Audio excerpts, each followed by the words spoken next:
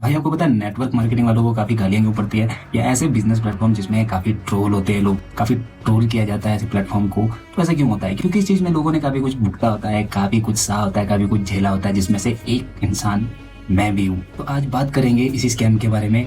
भाई मेरा नाम है अमन शर्मा, तो आपका स्वागत है मेरे चैनल जिसका नाम है कनेक्टिंग विद अमन। आज हम कुछ ऐसी बातों से कनेक्ट करेंगे आपको, जिसमें आपको मैं अपनी स्टोरी बताऊंगा कि किस किस तरह से 2015 से लेके 2025 यानी कि आज तक मेरे साथ इस मामले में काफ़ी स्कैम होते आए हुए हैं, जिसमें से किसी में मैं बच चुका हूँ, लेकिन किसी में मैं फंस भी चुका हूँ और मैंने अपना पैसा बर्बाद किया हुआ है।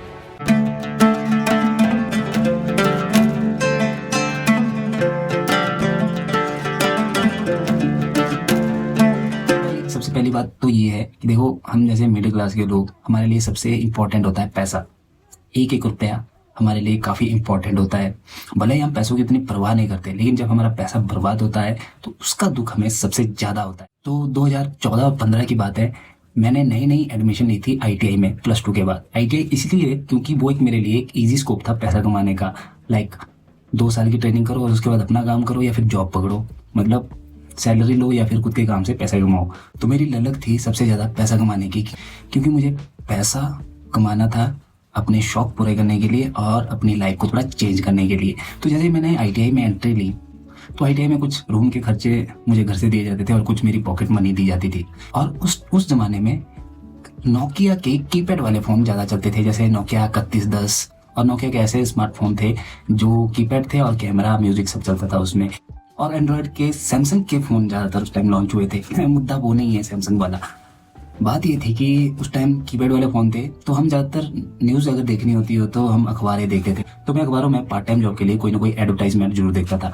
तो ऐसे ही अखबार में देखते देखते मेरी एक ऐड पे नज़र पड़ी, जिसमें था कि आप कॉल करो और पैसा कमाओ 7 से 8 हज़ार पर मंथ। भाई मेरा दिल खुश हो गया, मैंने कहा मैं ये करूँगा। मैंने उनको कॉल किया, तो उन्होंने मेरा स्टेटस पूछा, क्या करता हूँ क्या नहीं करता हूँ, ये वो मैंने सब कुछ बता दिया उनको कि भाई मैं ये कि भाई मैं ये करता हूँ, अभी स्टूडेंट हूँ ये, और मुझे पैसों की ज़रूरत है, तो मुझे जॉब चाहिए, मुझे ये काम करना है पार्ट टाइम वाला। तो उन्होंने कहा ठीक है, हम आपको जॉब दे देंगे। मैंने कहा ठीक है, मैं ये जॉब कर लूँगा। उन्होंने मुझे कहा कि आपको एक लेटर आएगा, उसमें फॉर्म आएंगे और कुछ एक टर्म एंड कंडीशन आएगी जिसको आपने फिलअप करना है। मैंने कहा ठीक है। तो उन्होंने मुझे वो लेटर पोस्ट कर दिया, मैंने उन्हें अपना एड्रेस वगैरह बता दिया। तो भाई जब तक वो लेटर मेरे हाथ में नहीं आता था, तब तक मेरे सपने बुनने शुरू हो गए कि भाई मैं तो पार्टीज करूंगा डेली, अपने शौक पूरे करूंगा, ये करूंगा। मैंने आगे तक फ्यूचर प्रिडिक्ट कर लिया था कि मैं फिर मेरे बाद धीरे धीरे गाड़ी आएगी, पैसा आएगा, बंगला आएगा, ये आएगा। नींद नहीं आती थी भाई रात रात भर मेरे को इस बारे में कि क्या करूंगा मैं अब इतने पैसों का। मिडिल क्लास सोच जिसे कहते हैं। तो मैंने कहा ठीक है, कर लूँगा भाई, कर लूँगा। डेली नए नए सपने मेरे अंदर चले रहते थे। तो जिस दिन मुझे वो लेटर आया तो मुझे कॉल आई, मुझे कहा इस फॉर्म को फिलअप करो। मैंने फिलअप कर दिया। और उस टाइम यूपीआई का ज़माना भी नहीं था, यूपीआई नहीं चलता था, बैंक उस टाइम बैंक चलता था, बैंक में पैसे ट्रांसफ़र किए जाते थे। तो उन्होंने मुझे कहा कि ये प्रोसीजर है, इसे फिलअप करो और इसके साथ आप मुझे 2200 रुपये ट्रांसफ़र करो। मैंने कहा 2200 रुपये? अब मेरी पॉकेट मनी थी 1000 रुपये। तो मैंने कहा 2200 कहाँ से करूँगा? तो फिर मैंने वो किया जो सभी करते हैं, वही दोस्तों से उधार लेना। तो मैंने दोस्तों से उधार लिया और भाई मैंने दोस्तों को ये बोल के पटाया कि भाई अगर तू मेरे को 500 रुपये देगा तो मैं तेरे को 700 रुपये दूंगा। और उसको भी मैंने सपने दिखाए, भाई ऐसी बात नहीं है।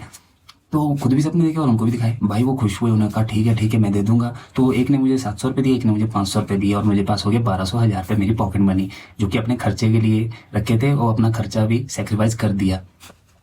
तो मैंने जैसे कैसे 2200 रुपये इकट्ठे किए और एक ड्राफ्ट बनाया, ड्राफ्ट खरीदा और बैंक गया उसे जमा करवाने के लिए।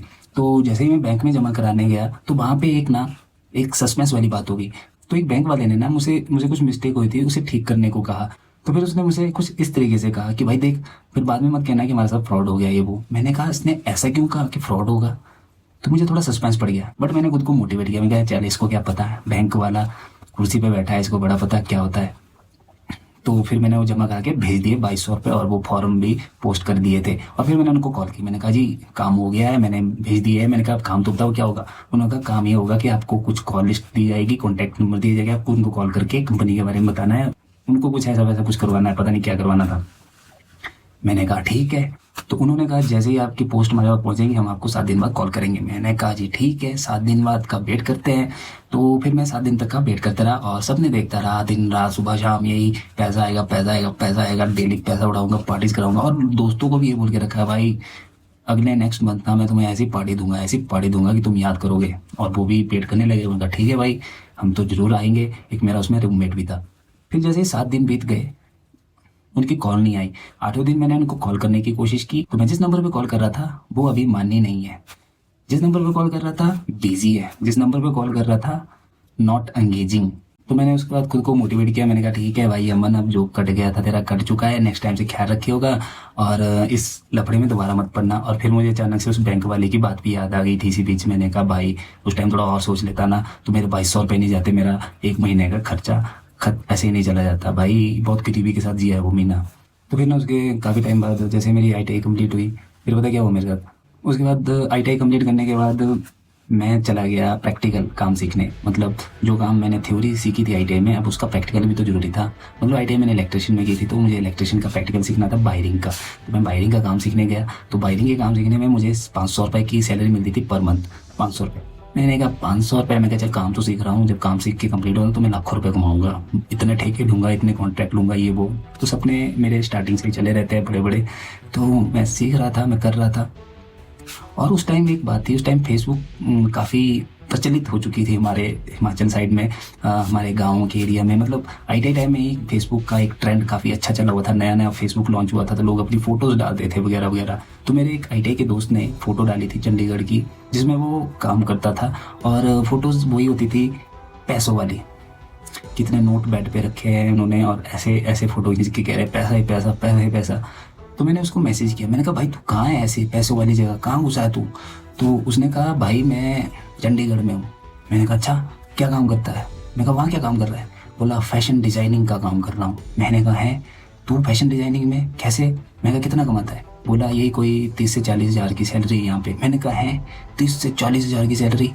फिर ना मुझे अपना काम बोरिंग सा लगा, बल्कि ख़राब लगा। मैंने कहा मैं कहाँ हूँ, कहाँ रगड़े खा रहा हूँ, डेली सुबह जाओ शाम को आओ रगड़ा खाओ मतलब समझ सकते हो ना आप क्या क्या।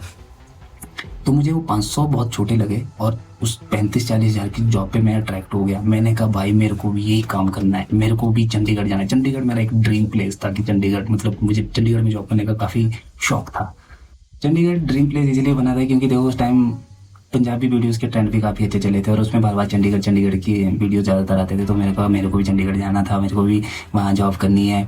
और जॉब वाला स्कैम भी है, वो अगली वीडियो में बताऊँगा। तो फिर मैंने कहा भाई देख मेरे को भी चंडीगढ़ आना है, मेरे को भी ये काम करना है। मैंने कहा काम में होता क्या है। बोला कुछ नहीं, 7 दिन की ट्रेनिंग होगी और फिर तुम्हारा एक टेस्ट होगा, फिर टेस्ट पास किया तो फिर तुम्हें एक काम बताया जाएगा, फिर तुम काम करोगे और फिर तुम पैसा कमाओगे। मैंने कहा काम क्या करना है। वो नहीं बता रहा था कि काम क्या करना है। मैंने कहा प्रोसीजर क्या है। बोले आना है तूने एक फॉर्म फिलअप करना और तूने एक फॉर्म फिलअप करना है। मैंने कहा अच्छा। मैं कहा काम फैशन डिज़ाइनिंग का है। बोला हाँ फैशन डिज़ाइनिंग का है। भाई मेरे माइंड में एक अलग ही पुल बने उसको लेकर, उस जॉब को लेकर। मैं कहा फैशन डिज़ाइनिंग, एक सेलिब्रिटी वाली फीलिंग आएगी, ऑफिशियल वर्क होगा, वाओ, एक मतलब होता है ना लग्जरियस वाला काम। तो जिस वजह से मैं अपने काम से डिस्ट्रैक्ट हो गया और मुझे अपना काम काफ़ी हार्ड और काफ़ी गंदा बुरा बेकार घटिया ये सब लगने लगा। मैंने उसे कहा भाई मेरे को भी लगवा दे। उसने कहा ठीक है लगवा देंगे, तो बता कब आ रहा है। मैंने कहा बस मुझे 5 दिन का टाइम दे, मैं ये काम छोड़ रहा हूँ, मैं सीधा तेरे पास आऊँगा उसके बाद।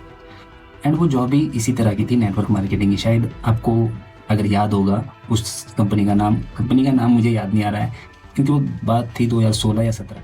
तो मैंने अपने उस फ्रेंड से जब ऐसा कहा कि मैं काम छोड़ के तेरे पास आ रहा हूँ तो शायद उसे वो बात कहीं ना कहीं लगी होगी, हिट हुई होगी, आई डोंट नो। तो मैंने 5 दिन में जैसे जैसा बहाना बना के काम छोड़ दिया। ऐसा नहीं कि मैंने आधा काम सीख के छोड़ा, काम मैंने 3 महीने में ही कम्प्लीटली सीख लिया था। जिस काम को पूरा 1 साल या 2 साल लगते हैं सीखने में, वो मैंने 3 महीने में सीख लिया था और अपना प्रैक्टिकल अपने घर पे ही कर लिया था, अपने घर पे ही वायरिंग कर ली थी। तो मैं समझ गया था कि बस ऐसे करते हैं। तो मैं काम तो सीख गया था। मैंने कहा अब चलते हैं चंडीगढ़ और 30-35 हज़ार की जॉब करते हैं जाके। तो मैंने उसको कॉल की, मैंने कहा भाई मैंने काम छोड़ दिया है, बोल कब आऊँ। तो उसने कहा देख भाई यार अगर तूने आना है तो आ जा, लेकिन काम कुछ इस तरीके का है, वो तू शायद कर पाए या नहीं कर पाए, ये तेरे पे डिपेंड करता है। तो मुझे डाउट हुआ। मैंने कहा भाई बात क्या है। तो उसने मुझे कहा वो तुझे मैं बाद में बताऊंगा, बट तू रहने दे, तू मत आ। देखिए यहाँ पे मुझे ना उस बंदे की एक जेन्युइन बात लगी, क्योंकि उसने एक असली दोस्ती निभाई मेरे साथ। देखो गाइस, एक सच्चा दोस्त वो नहीं होता जो खुद को भी डुबा दे और अपने साथ अपने दोस्त को भी डुबा ले। एक सच्चा दोस्त वो होता है जो खुद अगर डूबे तो अपने दोस्त को वहां पे प्रोटेक्ट करे, ताकि वो वैसी गलती ना करे कि वो भी वैसे ही डूबे। तो ये बात मुझे उसकी काफी जेन्युइन लगी। तो उसने मुझे मना कर दिया आने से। मैंने कहा अब यार, मैंने काम भी छोड़ दिया उस चक्कर में, अब मैं ना वहाँ का ना यहाँ का, अब क्या करूँ। मैंने कहा कोई बात नहीं, मोटर बाइंडिंग का काम है, उसको सीख लेंगे, अब उसको ढूंढते हैं कैसे करना है कैसे नहीं करना है। तब तक मैं अपना काम कर लेता हूँ, यहाँ मार्केटिंग कर लेता हूँ खुद की। अब देखो, बिजनेस का मुझे काफ़ी शौक था, बिजनेस का मुझे बचपन से काफ़ी शौक है, मुझे बिजनेस करना है, पर आज तक कर नहीं पाया और समझ नहीं पाया मुझे क्या बिजनेस करना है। और जो करे थे वो एक आधा फ्लॉप हो गए। तो मैंने कहा ठीक है। फिर वो कुछ टाइम बाद वही दोस्त मुझे मिला। उस टाइम मैंने एक बिजनेस शुरू किया था अपना, तो मेरी शॉप में आके मुझसे मेरे साथ बैठा, बातें की उसने। तो फिर उसने मुझे ना वो अपनी चंडीगढ़ वाली कहानी सुना दी। अब देखो गाइस, जब हम साथ में ITI होते थे तो हम अपना सुख दुख शेयर करते थे एक दूसरे के साथ, तो अपनी कंडीशन भी बताते थे कि ऐसा ऐसा है। शायद उसे वो बात लगी हो, इसलिए उसने मुझे मना कर दिया। बट जब वो मेरे साथ बैठा और उसने मेरे साथ बातें की, तो उसने मुझे वहाँ की स्टोरी बताई कि भाई मुझे भी मेरे एक दोस्त ने ज्वाइन करवाया, बट उसने मुझे रियल नहीं, सच नहीं बताया कि इसमें होता क्या है। तो उसने ना वहाँ पे कोई 30-40 हज़ार रुपये वो अपने दे चुका था, गवा चुका था, लेकिन कमाया उसने कुछ नहीं था। उससे उसके साथ उसकी ट्रेनिंग भी ली, उसने टेस्ट भी दिए, बट उसकी सिचुएशन ये रही कि वो ना कुछ टाइम भूखा भी रहा वहाँ पे। उसने ऐसा कहा कि भाई उसे कभी कभी दिन में सिर्फ एक बार ही खाने को मिलता था, क्योंकि उसके पैसे नहीं थे और घर से वो मांग नहीं सकता था, और उसे काफ़ी शर्मिंदा फील होती थी घर वालों से पैसा मांगने में, क्योंकि 40 हज़ार उसने पहले ही वेस्ट करा हुआ था। तो उसने कहा कि भाई मैं सिर्फ आंसू नहीं निकले, बाकी रोया मैं पूरी तरीके से हूँ वहाँ पे, और मेरे इतने बुरे दिन कटे कि और मैं दोबारा कभी वो ज़िंदगी में अपने वो दिन नहीं देखना चाहता। मैंने कहा यार ब्रो, अगर तूने मुझे वहाँ से बचाया है तो तेरी किस्मत उसका फल तुझे कहीं ना कहीं जरूर देगी, एक अच्छा ही फल देगी। और हाँ, दे भी दिया उसे। अब आज की डेट में वो काफ़ी अच्छा सेटल्ड है, शादी हो चुकी है, उसका अपना खुद का बिजनेस चला हुआ है, अपना खेती बाड़ी का बिजनेस उसका काफ़ी अच्छा चला हुआ है। भले ही उसके दोस्त ने उसे वहाँ पे मरवा दिया हो, बट उसने बदले में वो नहीं किया, उसने अपने दोस्त को वैसी तरीके से नहीं मरवाया। तो भगवान उसको हमेशा खुश रखे। तो मैं बच गया उस कैंप से, बट मेरा एक काम छूट गया वहाँ से। तो मैंने कहा चल कोई बात नहीं। फिर ऐसे ही काम सीखते सीखते एक दिन मैं दिल्ली में जॉब भी लग गया। अब जॉब लग गया, अच्छी खासी जॉब कर रहा था। अचानक से व्हाट्सएप पे एक सीजन चला था, मैसेज आते थे, अननोन मैसेज, और कहते थे कि अगर आप अपनी जॉब से परेशान हो, अगर आप अपनी जॉब से ज़्यादा इनकम जनरेट करना चाहते हो, अगर आप लैम्बोर्गिनी चाहते हो, तो हमारे साथ जुड़िए, इस बिजनेस को करिए, काफ़ी अच्छा बिजनेस है।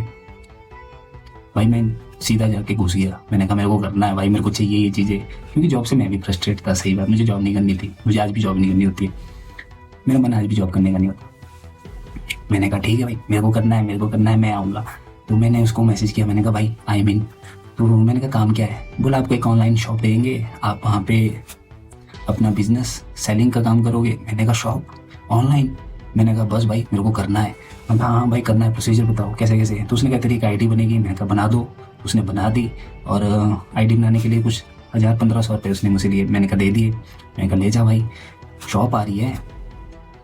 फिर उसने कहा तेरे को 5000 के प्रोडक्ट कितने पड़ेंगे। मैंने कहा प्रोडक्ट कितने पड़ेंगे? मैंने कहा फिर क्या बेचूँ उसको? बोला नहीं, उसे तू यूज़ करेगा।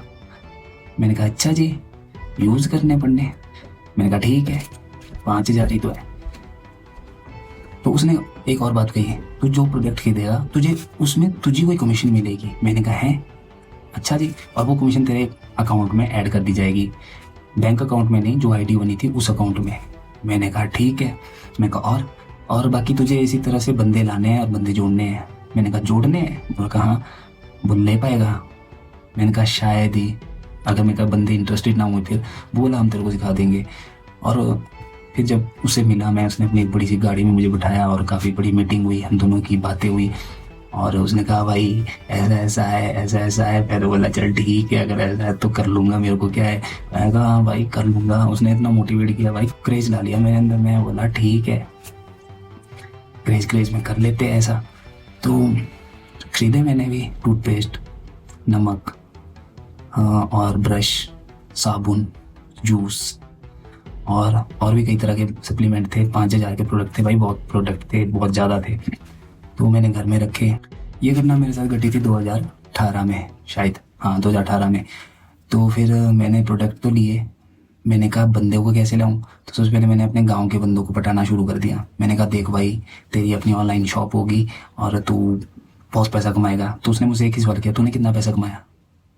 मैंने कहा अभी ऑन द वे हूँ। बोला जब तू कमाएगा तब बताना, तब आना मेरे पास, तब मैं ज्वाइन करूँगा। मैंने कहा अच्छा जी।